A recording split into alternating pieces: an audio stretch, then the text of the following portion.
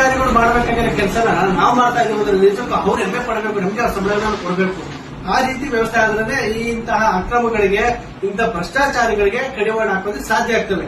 ಏನಕ್ಕಪ್ಪ ಈ ವಿಚಾರವನ್ನ ಪ್ರಸ್ತಾಪ ಮಾಡ್ತೀನಿ ಅಂದ್ರೆ, ಸರ್ವೆ ನಂಬರ್ 20 ಬೆಂಗಳೂರಿನಲ್ಲಿ, ಬೆಂಗಳೂರು ಉತ್ತರ ತಾಲೂಕಿನಲ್ಲಿ ಈ ಏನ್ ಸರ್ವೆ ನಂಬರ್ 20 ಇದೆ, ಕೆರೆ ಪಕ್ಕನೆ ಲೇಔಟ್ ಅನ್ನು ನಿರ್ಮಾಣ ಮಾಡಿದ್ದಾರೆ. ಬಹುಶಃ ನಾವು ಇದು ನೆಲಮಂಗಲ ಟು ಮಾಗಡಿರೋಡ್ ಬರುವಂತಹ ಒಂದು ನೈಸ್ ರಸ್ತೆಯಲ್ಲಿ ಅದ್ರ ಪಕ್ಕನೆ ಒಂದು ಕೆರೆ ಇದೆ, ಕೆರೆ ಪಕ್ಕನೆ ಲೇಔಟ್ ಮಾಡಿದ್ದಾರೆ. ಲೇಔಟ್ಗೆ ಸಂಬಂಧಪಟ್ಟಂತೆ ಯಾವುದೇ ರೀತಿಯಾಗಿ ಕನ್ವರ್ಷನ್ ಆಗಿರ್ಬೋದು, ಸಂಬಂಧಪಟ್ಟ ಯೋಜನಾ ಪ್ರಾಧಿಕಾರದಿಂದ ಆಗಿರ್ಬೋದು, ಯಾವುದೇ ಸರ್ಕಾರದ ನಿಯಮಾವಳಿಗಳಂತೆ ಅವರು ಇದಕ್ಕೂ ಕೂಡ ಲೇಔಟ್ ಅನ್ನ ಮಾಡಿಲ್ಲ.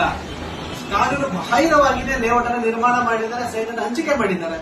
ಅದು ಸಂಬಂಧಪಟ್ಟಂತೆ ಇದನ್ನ ತನಿಖೆ ಮಾಡಿ ಸರ್ವೆ ಮಾಡಿ ಕೆರೆ ಬಫರ್ ಝೋನ್ ಇದೆ.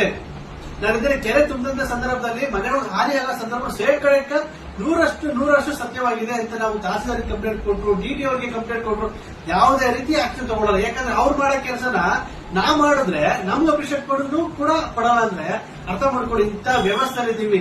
ಇಂತಹ ಅಕ್ರಮ ಲೇಔಟ್ ಕಡೆಗೆ ಕಡಿವಾಣ ಹಾಕಿದ್ರೆ ಯಾವುದೇ ತಹಸೀಲ್ದಾರ್ ಆಗಿರ್ಬೋದು, ಬಿಎ ಆಗಿರ್ಬೋದು, ಆರ್ಎ ಆಗಿರ್ಬೋದು, ಟಿಟಿ ಅವರಾಗಿರ್ಬೋದು, ಒಬ್ರು ಕೂಡ ಒಂದು ಆಕ್ಷನ್ ತಗೊಳ್ಳಲ್ಲ. ಯಾಕೆ ಯಾವ ವ್ಯವಸ್ಥೆಯಲ್ಲಿ ಇದ್ದೀವಿ ನಾವು?